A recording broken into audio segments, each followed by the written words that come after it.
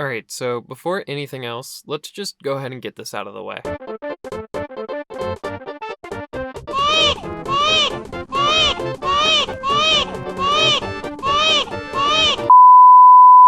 So, in case you haven't noticed, the past few releases I've crossed off my backlog have all been on the darker side of the spectrum, to say the very least.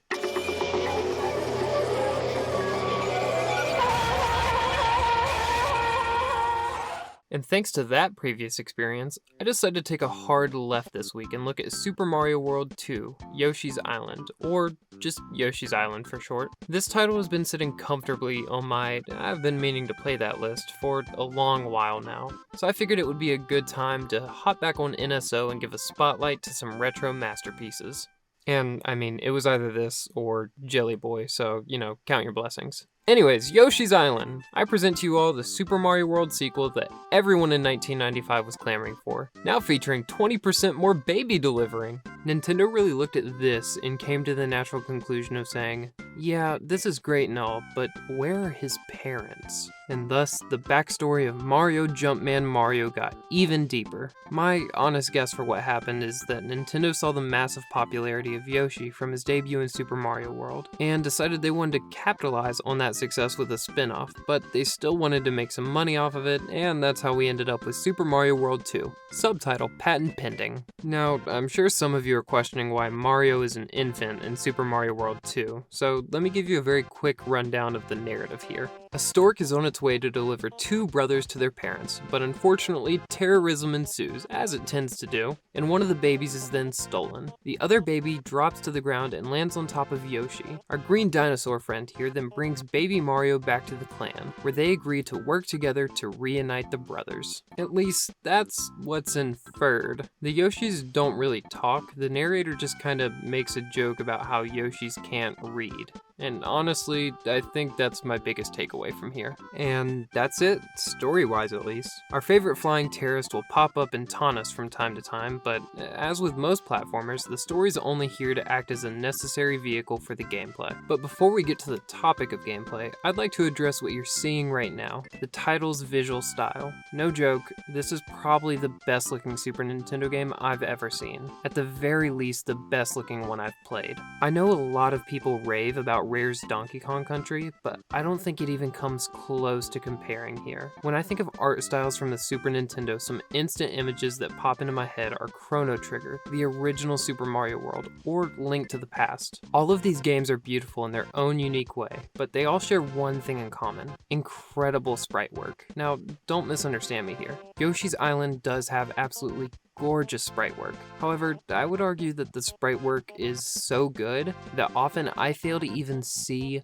pixels on the screen. The coloring book aesthetic is captured so well that the chunkier outlines of characters and environments blend together and create a wild image. And also, the black outlines on characters and environments aren't just to separate the visual noise. They actually represent the idea of coloring within the lines, exactly like you'd see in a coloring book. I've never been able to play Yoshi's Island on original hardware, but I'm sure it would look mind-blowing. The visuals are just genius, and alongside them we have one of the most fun and memorable soundtracks available on the platform. There's not a lot of tracks here, but the ones we do have are timeless masterpieces. Look, the list of music centered around flower gardens that I genuinely head bop to is not a very long list, but it is one of uncompromising quality. Now, those of you with a listening ear may remember me saying that I chose this game because I thought it would be a nice pace breaker in between other titles with darker themes. And I'm sure at this point you're probably thinking to yourself, mission accomplished, let's wrap things up and get back to the Last of Us universe, where everyone is miserable all the time. Yeah, well, joke's on me, because if this game is a coloring book, the only thing the kids are coloring in are knives and the aftermath of a Super Meat Boy level. This game, so cutesy and so childlike in design, is deceptively evil. You wouldn't imagine that a game starring these little guys would be all that hard, but it's all thanks to this little Seriously, I don't care anymore. Give me Navi from Ocarina of Time, Ashley Graham from Resident Evil 4. Hell, I'll even take motherfucking Slippy Toad All three of them combined come nowhere near being as evil as this little bastard. This is a retro 2D platformer, and by default that makes this more difficult than 90% of what releases these days. This game will assault you with an onslaught of tight jumps, fast-moving platforms, and honestly an unrelenting force of cute-looking demons desperate to make that baby on your back fall off. And once you get hit, you experience what I imagine lies in hell itself, the cries of Baby Mario. Now, I'm not typically one to get frustrated with games. In fact, I'd say I usually handle my temperament better than the majority of people. But something about this worthless bubble of trash just really puts me in a threatening sort of mood. I'm not proud to admit it, but I definitely said some things I dare not repeat here. I mean, come on, it would be disrespectful to Jelly Boy. While Baby Mario is genuinely better off dead to me, I may have been slightly overselling the difficulty of this game by maybe a bit. Don't get me wrong, everything I've said still stands and there is a whole lot of this. What the fuck? But there's also a lot of talent and innovation that makes Yoshi's Island one of the best retro 2D platformers and a treat to play through. Controls are tight and precise, with Yoshi being quick to move and flexible with his moveset. A moveset that consists of a normal jump, his eating ability pulled from Super Mario World, and two new moves that are now integral to Yoshi as a character, a flutter jump and some sick egg throwing skills. The flutter jump never makes platforming too easy. If anything, it makes precise landings even more difficult. Egg throwing is used for revealing secrets in combat against enemies, which is a great way to further the gameplay loop of the original Super Mario World. There are multiple ways to take out enemies, and that variety is appreciated and used to create some difficult spots for Yoshi to be in. Where this game really succeeds though is in the boss battles. It's no secret that Nintendo reuses gameplay ideas from one game to another, but I was shocked to see how many ideas I've seen elsewhere that seemingly originated from here. I never would have thought I'd find so much Mario Galaxy inspiration littered in Super Mario World 2, but here we are. My favorite boss fight without a doubt is this fight against the Froggy Prince. Kamek busts in and shrinks the party, causing the player to be swallowed and transported to the stomach of the frog. Here you have to dodge stomach acid and gulp down giant Shy Guys to defeat the frog from the inside out. I don't want to spoil how the player ends up leaving and getting out, but I think the look on this Yoshi sums it all up pretty well. Poor guy has quite literally been through some shit.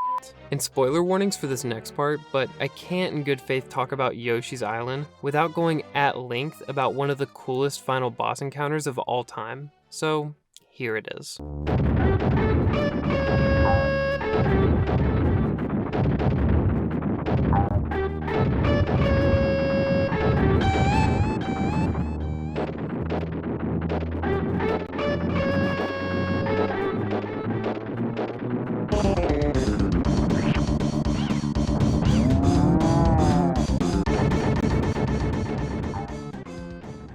Yeah, after kicking Baby Bowser's teeth in with a few ground pounds, Kamek swoops in and does his whole terrorism thing by making Baby Bowser the size of Utah. You then have to fire off giant eggs as a menacing shadow approaches at an alarming rate. I always saw footage of this fight and imagined it would be easy, but holy cuss, this fight absolutely curb stomped me. Aiming is a lot more precise here, and you actually have to acknowledge the timing in between when you throw an egg and when it will actually reach the destination of Baby Bowser's face. Massive fireballs also like to rain down on you because the Lord works in mysterious ways, and to top it all off, there are giant gaps in the flooring. Oh, and yeah, by the way, those gaps, yeah, they double in size once you near the end of the fight. Just one hit here from a fireball, and it doesn't matter how much health you have. You're done from just falling off. And I don't think I need to mention just how awesome that rock music is. It's so satisfying to go an entire game's worth of cheerful and lighthearted music, only to cap it all off with this intense rock anthem.